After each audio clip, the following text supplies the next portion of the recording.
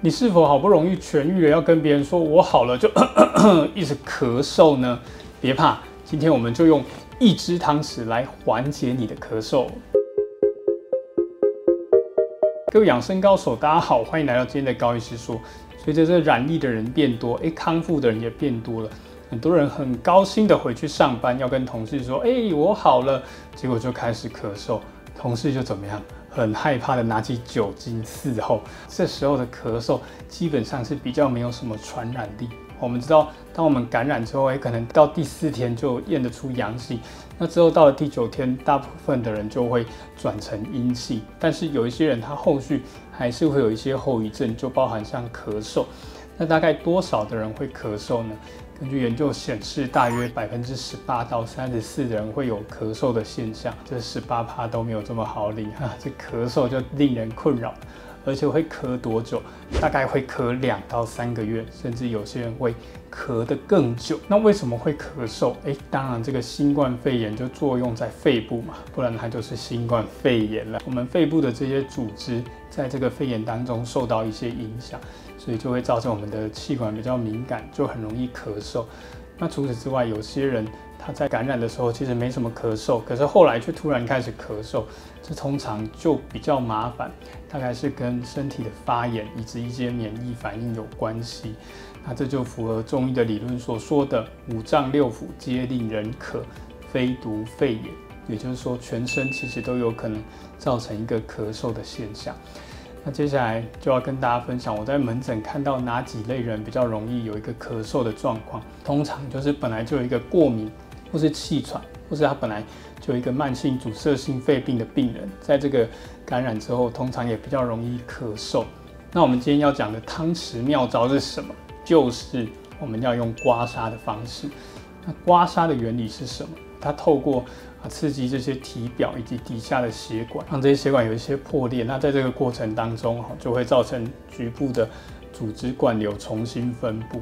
那透过这些相对应的经络来影响我们的5脏6腑。那我们可以刮哪几个地方？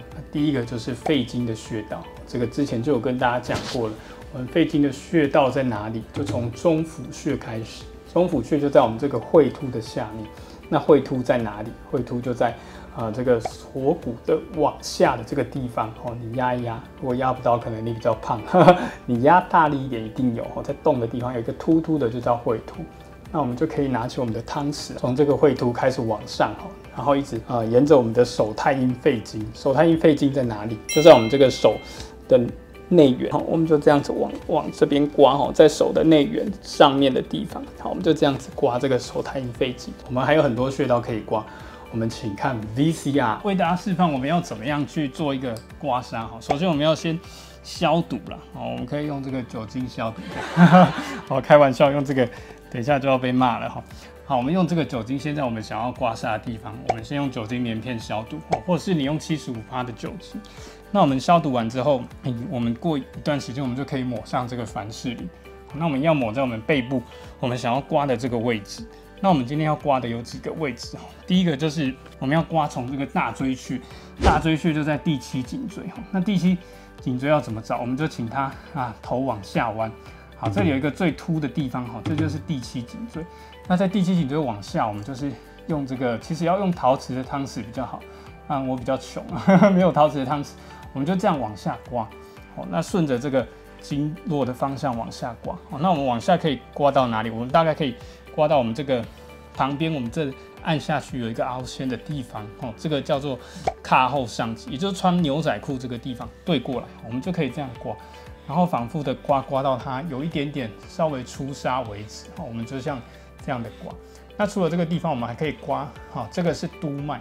那我们还可以刮膀胱经，好吗？膀胱经在哪里？就在督脉旁边1.5寸。督脉跟我们肩胛骨内缘的中点，这里就是膀胱经。那我们一样可以再抹一些凡士林油，那凡士林油都会卡在这个汤匙上面，我们把它弄下来。那我们就这样子刮，刮到它会有点红红的。边刮的时候问他，你会不会痛啊？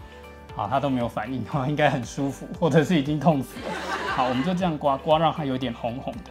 那除了这个我们还可以刮哪里？我们可以刮风池穴到我们的肩颈。好，那我们首先要找风池穴在哪里？风池穴就在我们头后面的这个凹窝的地方。好，然后到这个肩颈这个凸起的地方。好，所以就在这个地方。好，那我们就是这样子往下，一样这样往下刮。好，那风池穴，到这个肩颈的地方是足少阳胆经走过的地方。好，所以它就可以有一个祛风散邪的效果。好，以上就是我们今天的刮痧。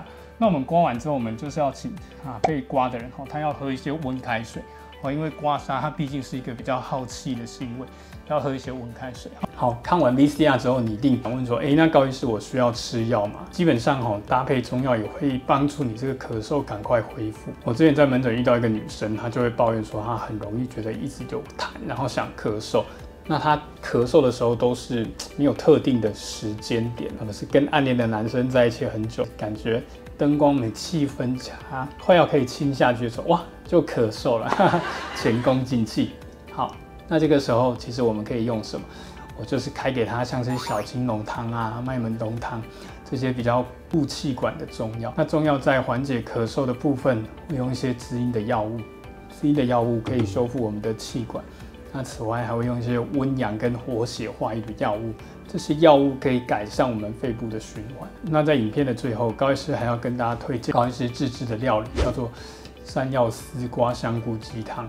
那我们要怎么煎煮呢？我们首先可以先用一些姜来爆香，那因为姜对我们的肠胃是很好的。之后呢，我们加一些香菇，然后我们可以加入一些山药。那我们记得切山药的时候要小心有些人在去皮的过程中会过敏。那我们这个山药用煮的，因为这样对肺部比较好。那之后呢，我们就可以加入一些丝瓜，丝瓜记得切大片一点，因为它会缩水。那我们当然也可以试着你的喜好，你想要加入一些鸡肉牛肉都是没有问题的。最后我们可以再加入一些枸杞。那基本上枸杞它是一个甘平的药物，比较虚性的咳嗽也会有一些帮助。那特别是根据香港的研究认为，有1/5的人在这个染疫之后，他会有眼睛干涩的问题。那我们适当加入一些枸杞，就对我们很好。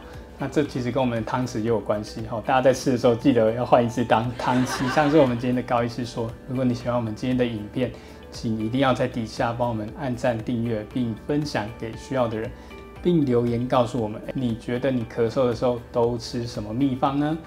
高医师说，我们下次见，拜拜。